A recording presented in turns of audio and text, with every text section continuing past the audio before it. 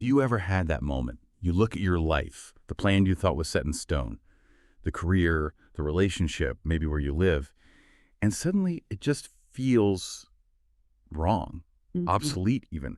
That feeling of facing the total start over, maybe from a job change or a breakup or a big move, it's really daunting, isn't it? It can feel like you're hitting a massive reset button on, well, everything, your whole identity. But what if that confusing, frankly scary period could actually become, well, maybe the most significant time for growth you've ever had? That's really the mission for this deep dive. We've dug into sources looking at how the right kind of therapeutic support, the right psychological tools can really act as a catalyst, turning these huge life shifts from something that feels like a crisis into a genuine opportunity. We're zeroing in on the psychological blueprint you need for these big transformations. Yeah, and that blueprint is absolutely vital because, like you said, starting over, it's as much in your head as it is about the practical stuff. Maybe more so. You can find a new apartment, polish the resume, but if your internal thinking, your mental architecture is still running the old program, you're likely just going to recreate the same issues somewhere else. Our sources, they draw on clinical work, recent research too, high-level journals. They all really emphasize that understanding those internal barriers, that's the real, the heavy lifting you need to do to actually move forward. Okay, let's unpack that motivation first. Why? Why do people hit this reset button? What are the catalysts forcing such a big shift? Well, the sources list the common things, right? The external triggers divorce, getting laid off, maybe a health scare. Those are big.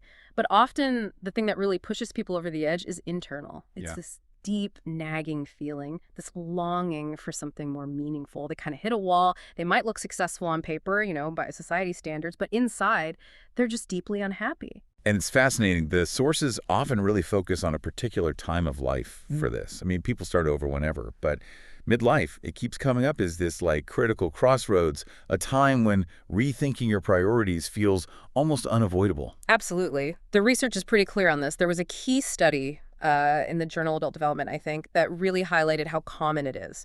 Researchers found, get this, over 60% of the people they studied went through a major shift in at least one big area of life, career, relationship, where they lived, right there in middle adulthood. 60%. Wow.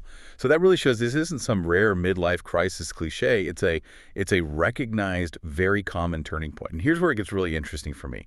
The research specifically said these midlife changes, they often involve taking pretty big risks. And usually those risks actually led to much better long-term well-being. Right. Which kind of flies in the face of that narrative we often hear, doesn't it? That midlife is about, settling down, avoiding risk. But okay, if the chance for growth, for feeling better is so clear, why do so many people feel stuck? Paralyzed even. We know the triggers, but what's stopping that other 40%? What are the real friction points? And the sources are really unambiguous here. Mm. The main hurdles are psychological. It's not usually about a lack of options out there. It's the resistance inside. We're talking about that crushing weight of self-doubt, the absolute terror of failing, especially where others can see, and just the power of social conditioning, right? That voice telling you what you should be doing, even if it makes you miserable. Yeah. That fear of failure is huge. And it's rarely just about, the practical stuff falling apart. When you say, launch a new business or start dating again after years, you're putting your actual identity out there. The fear is often really a fear of invalidation, that your new dream, your new self, will be rejected, maybe like you felt rejected before, or worse, that you fundamentally will be rejected. And this is where getting professional support shifts from being just, helpful to potentially essential. Okay, so if the real problem isn't the lack of opportunity, but these deep-seated psychological patterns and fears, how exactly does a good therapist help dismantle them during one of these huge resets? It's got to be more than just, nodding sympathetically. Oh, much more. A therapist serves several really critical functions here. First, yes, they provide that safe container, a place to actually process the grief. Because closing an old chapter, even a bad one, involves loss. You're mourning the future you thought you had. Second, they offer objectivity. They help you get clarity on what new goals actually look like, goals that aren't just reactions to the past. But maybe most importantly, they create a space to really confront those ingrained thought patterns, those automatic behaviors, the very patterns that probably stopped you making a change sooner or kept you stuck in that unhappy place for too long. And the sources point to a whole toolkit, right? A diverse set of psychological approaches. It's not like one method fits everyone starting over. Each tool seems to have a specific job. Precisely. Yeah, it's tailored. So if someone walks in completely overwhelmed, maybe drowning in self-criticism, Mm. the therapist might use techniques from CBT, cognitive behavioral therapy. Think of CBT as like the first responder. It helps manage those immediate, really intense negative thoughts that just shut you down. It helps challenge that I'm a total failure feeling right in the moment so you can actually function. Okay, so CBT tackles the immediate crisis, but then once uh, the fire is out, so to speak, the next hurdle is often just, where do I even begin? It all feels so massive. Exactly. And that's where something like solution-focused therapy, or SFT, can be really useful. For someone facing this huge blank canvas of a future, SFT sort of bypasses the overwhelming, how am I going to do all this feeling? Instead of digging into the problem, SFT gets you to focus on, like, the very first tiny, achievable step towards the future you do want. It's all about building momentum through small wins. And the sources also show that, skilled therapists often blend approaches. They might use strength-based techniques, that solution-focused work we mentioned, and often what they consider a really powerful tool for getting at those deep, stubborn self-doubts, EMDR psychotherapy. Right. Let's unpack EMDR, eye movement desensitization and reprocessing. Now, we know it's got solid evidence for treating trauma, like major trauma, but using it to help people navigate these big, but not necessarily traumatic in the classic sense, life transitions. That's where it gets really compelling for this deep dive. It really is. You could almost call it a game changer for this specific context of starting over.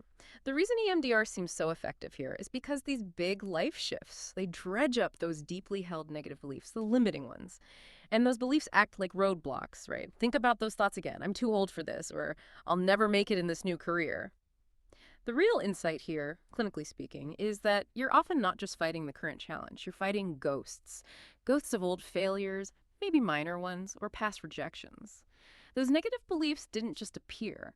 They often trace back to earlier, sometimes seemingly small experiences.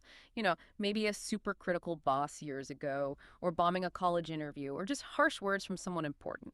These events, maybe not big trauma, but they weren't fully processed. They left behind a sort of a blueprint for failure or for not being good enough. Okay, so the idea is EMDR helps kind of decouple the emotional weight from that history. You still remember the event, say, messing up that presentation, but the toxic belief that got stuck to it, like I'm fundamentally incompetent, that gets neutralized. Is that right? That's a great way to put it, neutralized. EMDR helps reprocess those specific past events that fuel the limiting beliefs dictating your potential now. It works to desensitize the painful memory, basically dial down its emotional volume, weaken its power over your present decisions, and once that happens, you can start replacing it with something more adaptive, more true, like, okay, I had a setback, but I can learn and move forward. It sounds like really fundamental work, like rewiring stuff deep down. Yeah. But isn't there a risk focusing so much internally? Does it stop people from just getting out there and, taking practical steps? Yeah. Why do EMDR for a job change when I could just network? That's a critical point. But the sources suggest the opposite is true. The psychological work is often the prerequisite for taking effective action. I mean, think about it. If you try to network or start a new project while constantly battling this internal voice screaming you're going to fail because of something that happened 10 years ago, you're likely to self-sabotage. The internal work clears the path. And there's actual research backing this up for these kinds of transitions, not just major trauma. You mentioned a study. Yeah, a 2022 study in Frontiers in Psychology. It specifically looked at people going through big life changes, and it found EMDR therapy significantly reduced their self-doubt, that negative self-talk. And the result wasn't just feeling better, it was tangible action. Yeah. Like this newfound confidence. Yeah. Because they'd reprocessed those old limits. That's what actually empowered them to take the real-world steps needed for the change they wanted. It fixed the internal wiring so the external actions could finally stick without that constant friction. That's the perfect way to frame it, that internal rewiring is key. Because once that's more solid, the person is much better equipped to face the inevitable fears that come with the unknown. I mean, let's be honest, starting over is risky. There's uncertainty. So you need strategies for managing the fear of failing, fear of rejection, fear of just, what if this doesn't work? And a good therapist helps with practical ways to face these. First, they help you identify the core fears. Is this worry actually based on reality? Like, do I need more training for this new field? Or is it an old assumption playing out? Like, everyone's going to judge me based on some past hurt?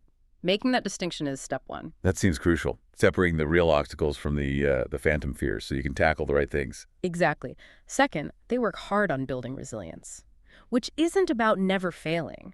It's about developing real coping strategies for when setbacks happen, because they will.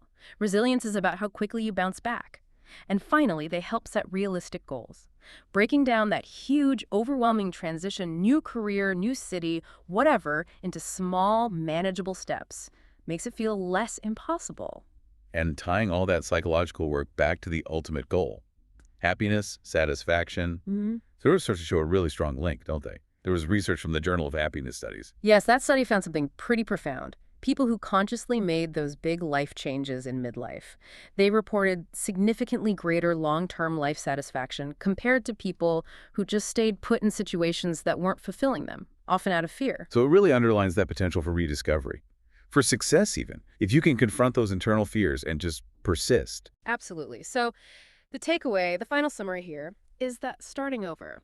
Maybe it's less about totally reinventing yourself from nothing, which sounds exhausting, frankly. And maybe it's more about rediscovery, about uncovering parts of yourself, passions, talents, goals that got buried somewhere along the way, sidelined by duties or expectations, or just that fear of taking a risk we talked about. Midlife or any major transition point, it doesn't have to be the end of the story. It can genuinely be the start of a new chapter, one defined by more courage, more resilience, more self-awareness. The research really suggests that sometimes the risk of staying stuck is actually far greater than the risk of making a change. So the key insight for you listening to this is that this journey of starting over, yeah, it's intimidating, no doubt. But it's also packed with potential, immense possibility, especially when you approach it with the right psychological tools and support. The transformation isn't just about the external doing. It's about fundamentally changing how you see yourself able to do it. So we'll leave you with this final thought to chew on, building on that idea from EMDR.